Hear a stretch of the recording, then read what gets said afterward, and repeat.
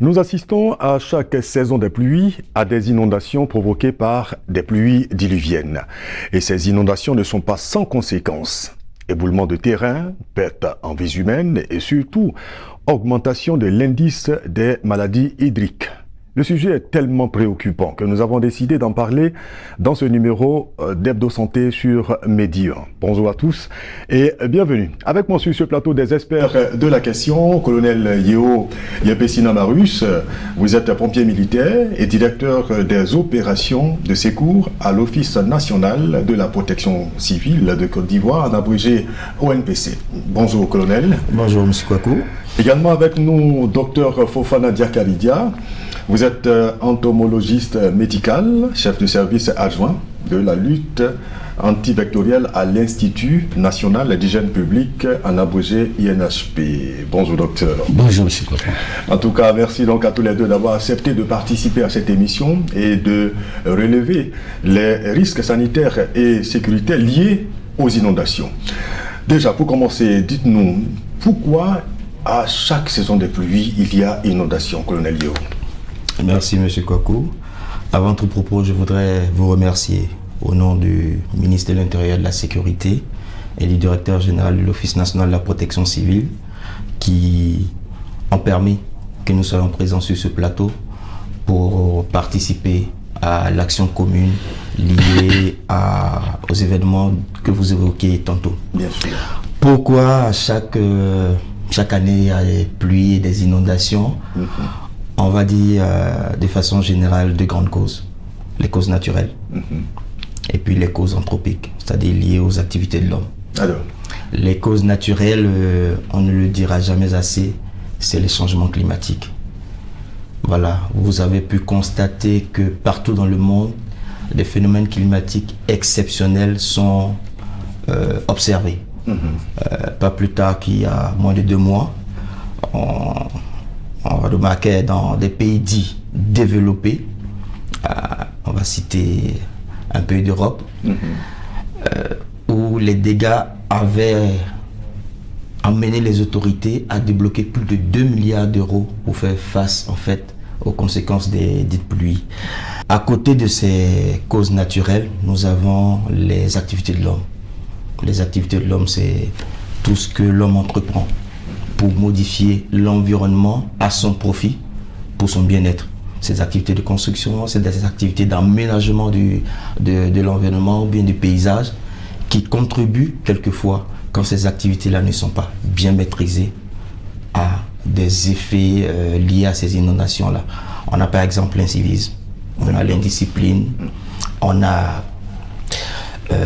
entre autres choses un manque de responsabilité, il faut appeler les choses comme elles sont, de la part de certaines populations qui par habitude, parce que c'est des choses récurrentes et cycliques, ont tendance à baisser la garde. Et malheureusement, c'est au moment où ils baissent la garde que les dégâts les plus importants sont constatés.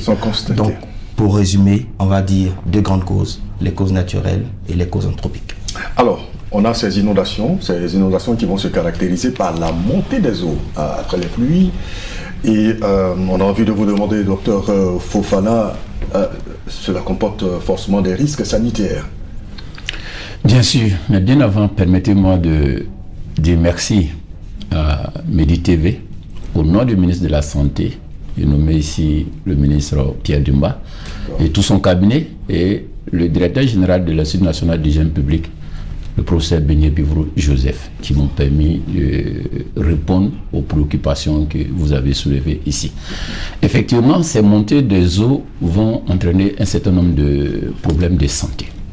Les risques de santé ici, il faut les situer à deux niveaux. Pendant les inondations et après les inondations. Pendant les inondations, on a, comme vous l'avez dit, des montées des eaux. Des montées des eaux qui vont entraîner par exemple des cas de noyade, qui vont entraîner des éboulements. Et tout ceci va provoquer un problème de santé physique et même mentale. avec le déplacement des populations qui se retrouvent dans un certain endroit qui n'est pas le leur. Ils n'ont pas l'habitude d'y être, tout change. Donc mentalement, les populations sont affectées. Il y a le problème d'hypothermie. Hypothermie entraînée par ces eaux. Quand vous dites hypothermie, c'est quoi? Hypothermie, on a froid. D'accord. On a beaucoup froid, pas comme d'habitude. Et ces eaux, en tant que griffe, c'est de l'eau sale. Donc ça va drainer avec elle tout ce qui est agent pathogène, notamment les maladies hydriques dont vous parlez tantôt. Je vais parler les maladies diarrhéiques, le choléra, la fièvre typhoïde. Tout ceci sera entraîné par ces eaux-là. Et ça va contaminer nos eaux de boisson et nos aliments. D'accord. Par quel mécanisme? Ça va rentrer dans les robinets, dans les tuyaux de canalisation? Et ça peut entraîner, la forte pluie peut entraîner des dommages au niveau de ces installations. Il peut y avoir des cassures.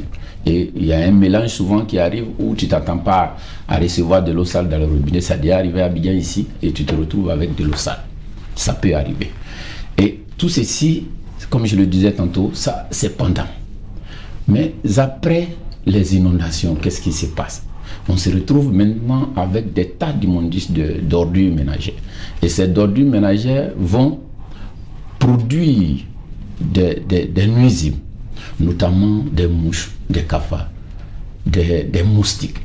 Et tous ces insectes-là sont des vecteurs de maladies. Et j'oubliais même pendant les inondations, on se retrouve subitement face à des reptiles dans nos maisons. Qu'est-ce qui a pu bien se passer?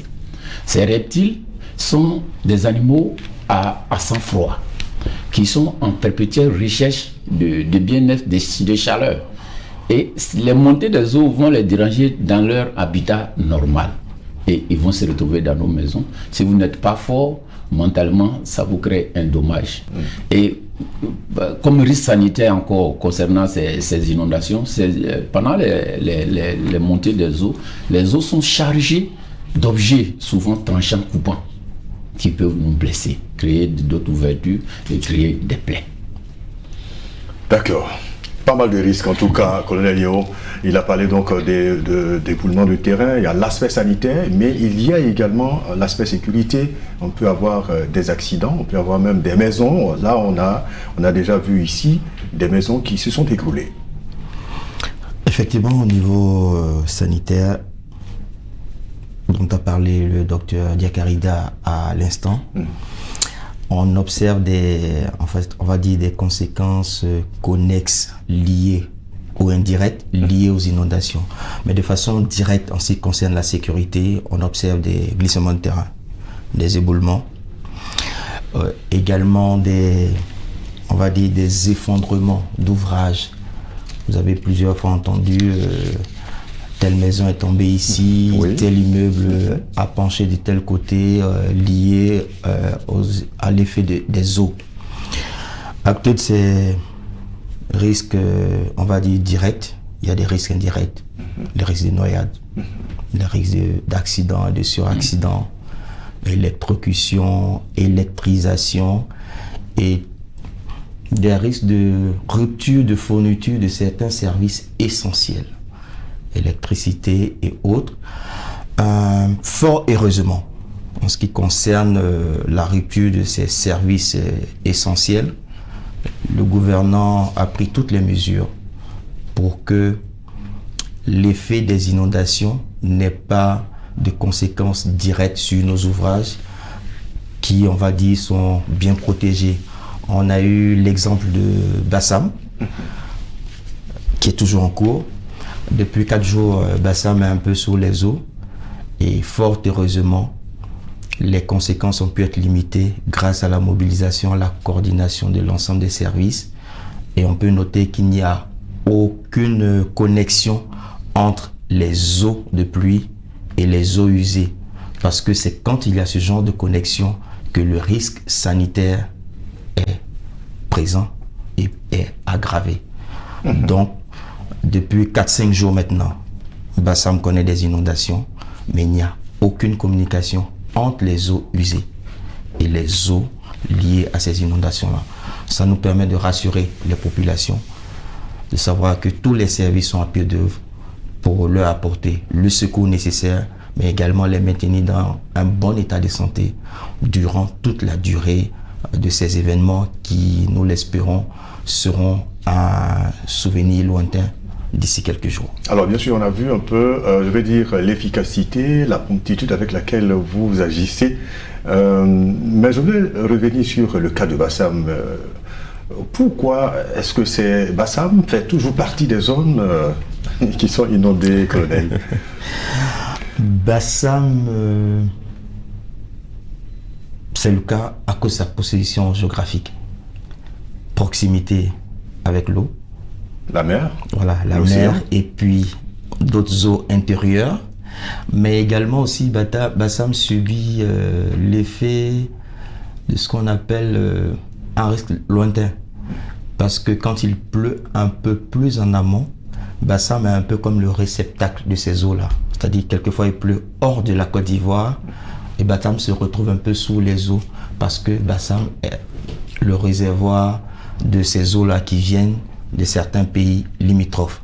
Fort heureusement, les nombreux travaux entrepris par le gouvernement depuis plusieurs mois maintenant ont permis d'obtenir des résultats très satisfaisants. Vous verrez que les travaux de l'embouchure qui sont en cours en ce moment, ainsi que des travaux internes à la ville historique de Grand Bassam, permettent d'enregistrer un bilan, on va dire, vraiment qui est satisfaisant. Parce que malgré toute l'eau que Bassam a pu enregistrer, on ne note aucune perte en vie humaine. Et malgré le fait que nous avons mis en sécurité 60 familles pour plus de 225 personnes, aucun blessé n'a été enregistré. C'est le lieu de saluer nos valeureux pompiers qui sont déployés sans discontinuer depuis plusieurs semaines sur l'ensemble du territoire national, et la bonne coordination entre les différents services et forces sur le terrain, le tout sous la coordination des autorités préfectorales qui ont été instruites par Monsieur le ministre de l'Intérieur et de la Sécurité pour activer les différents comités locaux de lutte. Alors, vous l'avez dit, on voit effectivement qu'il y a des risques. Les inondations représentent donc de véritables risques pour la population.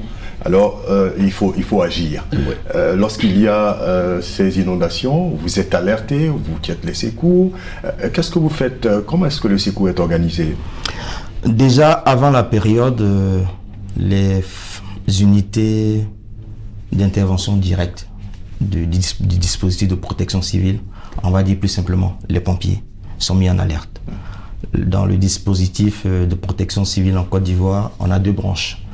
On a les pompiers militaires de création beaucoup plus ancienne, 1974, et de création beaucoup plus récente, on a les pompiers civils.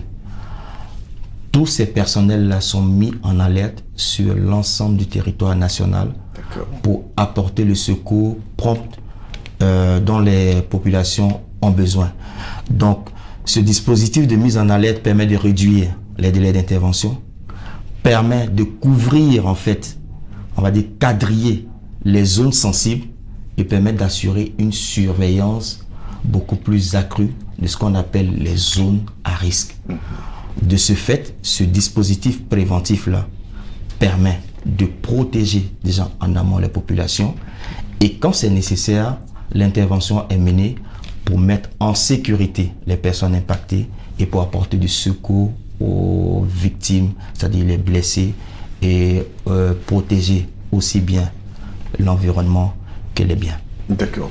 À votre niveau, docteur Fofana, oui. Au niveau donc de l'hygiène publique, comment est-ce que vous intervenez là lorsque les populations sont sous les eaux et sont pris au piège même par, je vais dire, l'inondation? Oui, je pense qu'à ce niveau, à la suite du colonel Yeo, on rassure déjà les populations du risque, on ne peut pas dire zéro, mais un risque réduit quant à la consommation de l'eau.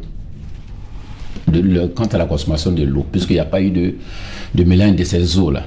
Mais il y a un autre risque qui existe, c'est la consommation des fruits et légumes.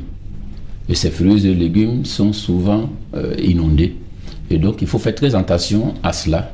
Et il faut véritablement les laver et désinfecter. Donc, quand les eaux descendent un peu, il faut les désinfecter. Il faut vraiment les laver. Il faut qu'on passe par là. D'abord, il faut les laver proprement et puis la désinfecter. Parce que la désinfection aussi, c'est un autre problème. C'est un autre problème encore. Si ce n'est pas bien fait, c'est un problème de santé que tu crées. On a tendance à généralement dire de laver et de désinfecter avec de l'eau de javel, mais le dosage, ça crée souvent problème. Pour un volume, par exemple, de ce gobelet-là, un volume d'eau de javel de 12 degrés, il faut diluer ça avec 59 volumes pour pouvoir le désinfecter. Donc, vous voyez un peu que ça nécessite une certaine connaissance. Bon, pour revenir à votre question concernant nos interventions sur le terrain, présentement, nos équipes sont déjà sur le terrain pour évaluer la situation qui se présente et comment apporter le soutien déjà du ministère de la Santé à ces populations-là qui ont été délocalisées dans des écoles et dans des églises. Il faut les assister au niveau vestimentaire, au niveau des vivres. Ça, c'est fait. Et aujourd'hui, nous avons, au niveau du ministère de la Santé, activé déjà ce qu'on appelle le COUSP, le Centre des opérations d'urgence de santé publique, est déjà en alerte en cas véritablement de situation compliquée pour pouvoir mobiliser toutes les équipes. Et les équipes, c'est véritablement les équipes d'intervention rapide qui sont vraiment constituées de beaucoup de compétences, notamment les psychologues, des biologistes, des médecins, des communicateurs, parce que la communication ici a un rôle très très important pour pouvoir sauver des vies. Et l'après inondation, qu'est-ce qui va se passer? Il va y avoir des retenues d'eau par-ci et par-là qui va entraîner la prolifération de certains insectes. Mais le plus important là, c'est la prolifération des moustiques. Et généralement, les moustiques qui prolifèrent dans ces situations-là sont les moustiques vecteurs de paludisme. Donc, si les dispositions ne sont pas prises, on aura un certain nombre, une flambée de cas de paludisme. Donc, les dispositions sont prises dès le retrait des eaux. Les équipes d'intervention rapide seront sur le terrain pour accompagner les populations, parce que ça se fait avec elles, en les sensibilisant pour que ces populations-là comprennent aussi le risque lié à ces retenues d'eau-là, et éliminer toutes ces retenues d'eau autour des maisons et puis les traiter et éliminer les moustiques pour pouvoir réduire la transmission des maladies. Alors, vous avez parlé des produits, oui, allez-y. Voilà, et en plus des moustiques, n'ignorons pas la prolifération des cafards et des mouches. Ceux-là, qu'est-ce qu'ils vont faire comme insectes? Et ils vont transmettre aussi des maladies comme les maladies diarrhéiques, comme le choléra, la fièvre typhoïde. Qu'est-ce qui va se passer? Avec les inondations, certains excréments qui n'ont pas été, où les personnes n'ont pas fait les selles aux bons endroits, vont se retrouver à la surface, et les insectes qui se posent sur ces excréments-là peuvent transporter les germes pour les déposer sur les aliments. D'où la nécessité en ces périodes-là de laver régulièrement les mains. Mais quand il lave régulièrement les mains, il faut couvrir les aliments déjà prêts à la consommation et laver soigneusement les fruits et légumes avant consommation. D'accord. À côté, je voulais revenir sur l'eau même de consommation. Là, vous n'avez pas trop développé à ce niveau. L'eau de consommation, vous avez dit que ça peut être affecté. Oui. Mais quand il y a inondation, comment est-ce que on consomme l'eau de robinet? On ne touche pas? Bon, ou alors il y a une manière de purifier cette eau avant de la consommer? En fait, en cas d'inondation, c'est vraiment une équipe multisectorielle qui intervient. Une équipe multisectorielle, toutes les compétences interviennent. Il va falloir d'abord donner l'assurance aux populations d'utiliser cette eau-là avec toutes les garanties. Sinon, l'idéal, ce serait de faire très attention. Parce qu'en pareille situation, il y a l'ONP, l'Office national de l'eau potable, qui intervient, qui apporte de l'eau aux populations pour éviter toute situation qui va exposer leur santé. D'accord. Voilà. D'accord. Alors, colonel Yeo, on va revenir donc au dispositif d'intervention. Tout à l'heure, docteur Fofana a parlé donc de multi-sectoriel. Vous êtes assez, je vais dire, assez partenaires qui intervenaient en même temps. Comment est-ce que vous arrivez donc à coordonner tout ça? Très bien, merci M. Kouakou. En fait, c'est un dispositif interministériel qui travaille selon un plan de travail interministériel, le tout sous la coordination et la direction de Monsieur le ministre de l'Intérieur et de la Sécurité, qui est le directeur national pour tout ce qui est gestion de la politique de protection civile de Côte d'Ivoire. D'accord. Il confie cette mission-là de façon opérationnelle, la direction donc opérationnelle de ces secours-là, au directeur général de l'Office national de la protection civile, qui est chargé de gérer l'ensemble du dispositif de protection civile, qui comprend au premier plan, comme je le disais tantôt, les pompiers, qu'ils soient militaires ou civils, mais aussi également toutes les structures interministérielles dont le concours est nécessaire pour adresser cette question des inondations. C'est pour cela qu'il y a un comité interministériel de lutte contre les effets néfastes des pluies diluviennes qui se réunit régulièrement et qui chaque jour fait un point au poste de commandement installé à la direction générale de l'Office national de la protection civile, qui est chargé de coordonner l'ensemble des opérations sur toute l'étendue du territoire national. Tous les ministères y participent, et même si un ministère ou une structure de façon structurelle ou bien de façon, je veux dire, de façon écrite, n'est pas prévu dans ce dispositif, mais dont le concours peut être nécessaire pour adresser une quelconque question, ce service va être requis par le ministre de l'Intérieur et de la Sécurité pour apporter le concours que nous jugeons nécessaire pour apporter le meilleur secours à nos populations et pour protéger aussi bien nos biens que notre environnement.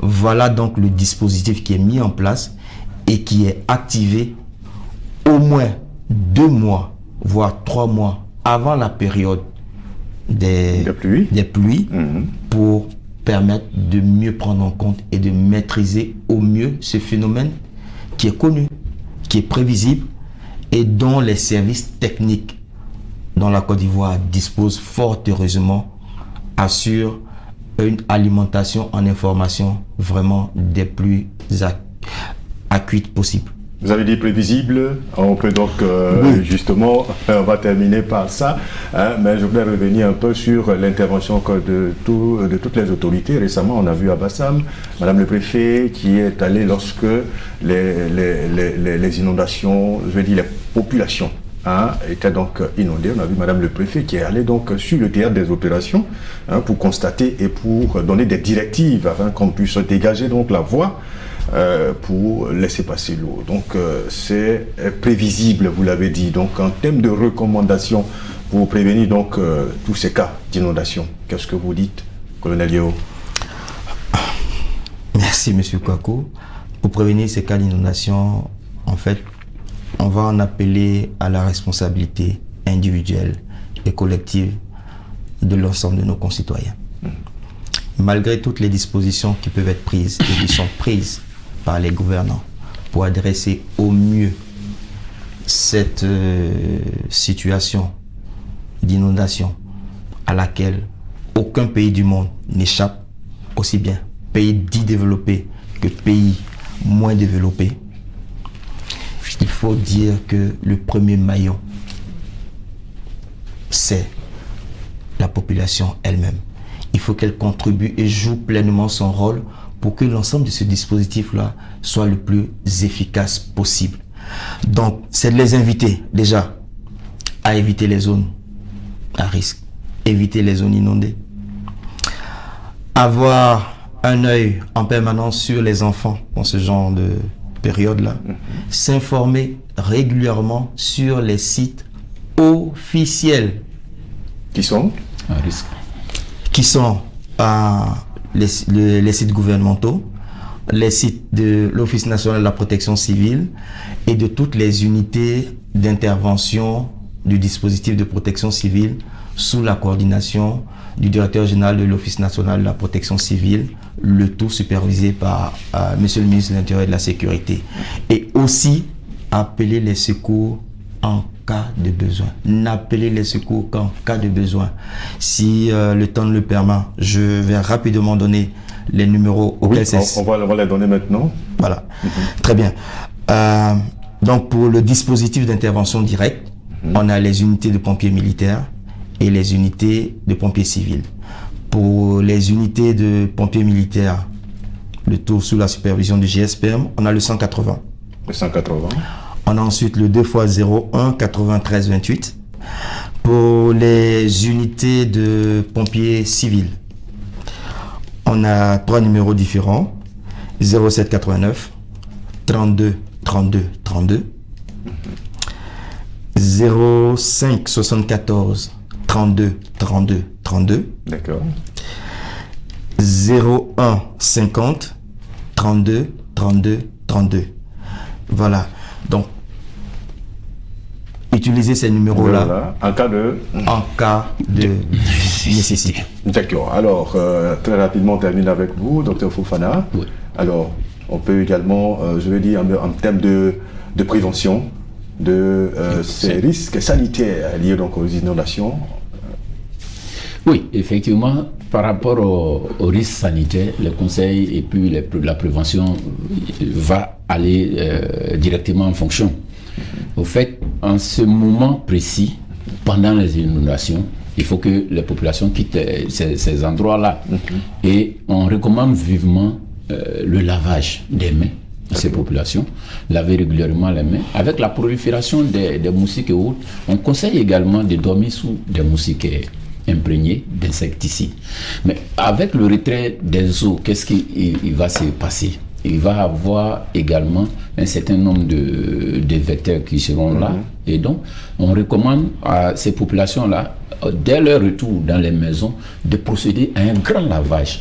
Parce qu'il y a un certain nombre de microbes et tout ça qui sont dans la maison. Il va falloir laver ces maisons-là, éliminer ces microbes et désinfecter. Et j'y reviens encore, c'est cette désinfection-là, l'étape de la désinfection-là qui est très importante, parce qu'il faut laver et désinfecter.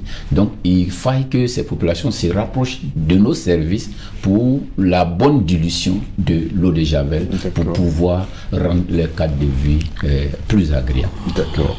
En tout cas, merci donc pour toutes ces informations et ces recommandations, ces conseils, messieurs. Docteur Fofana Diakarida, je rappelle que vous êtes entomologiste médical, chef de service adjoint de la lutte antivectorielle à l'INHP, qui est l'Institut national d'hygiène publique de Côte d'Ivoire, un département important du ministère de la Santé, de l'hygiène publique et de la couverture maladie universelle. Merci encore à vous. Merci à vous, colonel Yeo Yepesina Marus. Vous êtes pompier militaire et directeur des opérations de secours à l'ONPC, l'Office national de la protection civile de Côte d'Ivoire. À travers vous, merci au ministère de l'Intérieur et de la Sécurité. Merci en tout cas. C'est moi qui vous remercie et qui remercie Medi TV, votre organe. Merci en tout cas à l'équipe de réalisation de ce numéro d'Hebdo Santé. Merci à vous pour l'intérêt que vous lui accordez. À très bientôt pour un autre numéro, toujours sur Média.